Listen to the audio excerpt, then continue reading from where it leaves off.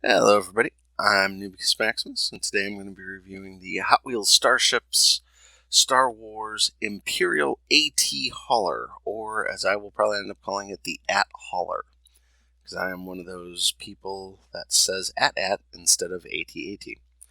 One thing I did notice on the packaging, and I look back at some of the other ones that I've reviewed lately, it says first appearance on it. Now, it doesn't say that on the Falcon for various reasons, but it does say it on the Han Speeder and on the Arrestor Cruiser. And I didn't actually notice that, mainly because it's in yellow, and so is the packaging material along the side. But yeah, this looks like, from everything I've seen in the trailers, this looks like the ship that Han uses in the train heist.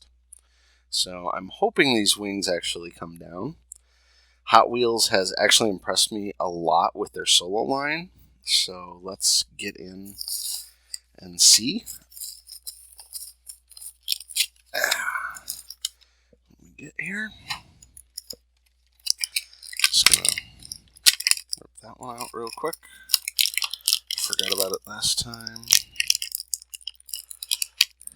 I can tell you the wings do move just from looking at this.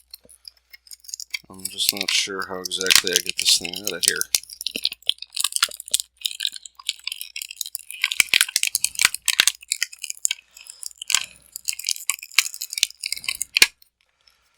Alright. Okay, so in the movie, we always see this thing flying like this. And the wings do, in fact, move. You can kind of recognize this from the explosion scene where it's going, if you picture an explosion on my desk, which would be bad, just like, and that's pretty much what this looks like. It's one of the heavier models. It's actually heavier than the Falcon, and it's not very big. If you look at the Falcon here, this is much bigger, but this is heavier. The center piece is really, really solid, heavy metal.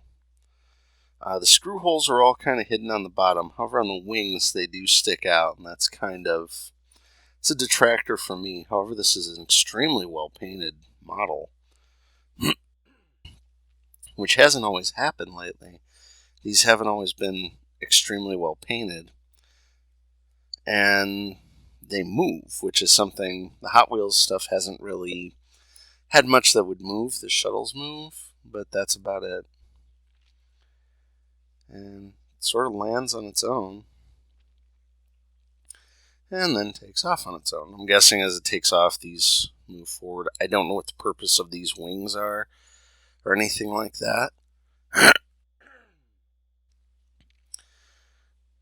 But it looks like it's got a pair of blasters on it on the front.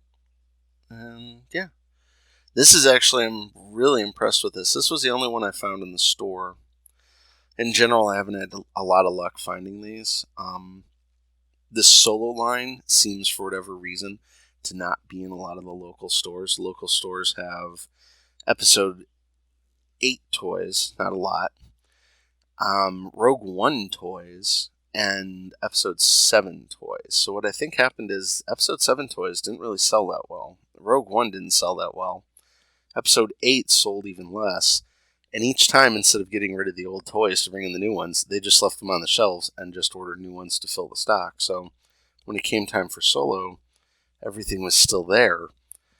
And this is all that they really had. They had like 3 of these and like one enormous Han Solo Nerf blaster. I mean, it was bigger than my hand, but a lot of detail on it. With this one, the detail seems to be more the coloring.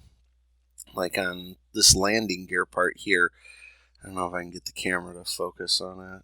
Come on, focus, buddy. Let's see if I do this. There we go, where it's got this almost like rusted texture to it. That is a really, really nice texture. None of the other ones I've seen have had this kind of paint job. In fact, usually, like in the case of the Millennium Falcon, the bottom isn't even painted. It's just the color of the plastic.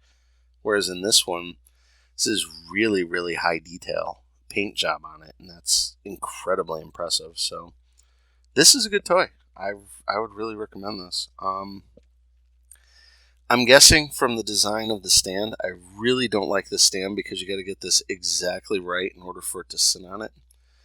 And if you don't get it exactly right, it doesn't sit. But yeah, I lack the engineering knowledge. There we go. I'm guessing it's designed to sit like this because this one seems to be in a landed position as opposed to one with the stands on the platform, which would make it into more of a flight position, which I think would have been a better stand. But I think for this one, they're intending it to be displayed like this to take up less space. And it's not a bad model. This is a good, solid model, and I kind of like it. I think it's really impressive, especially the paint job. So I will leave a link in the description below so you can find your own. Let me know what you think in the comments. Good luck. Have fun. Bye-bye.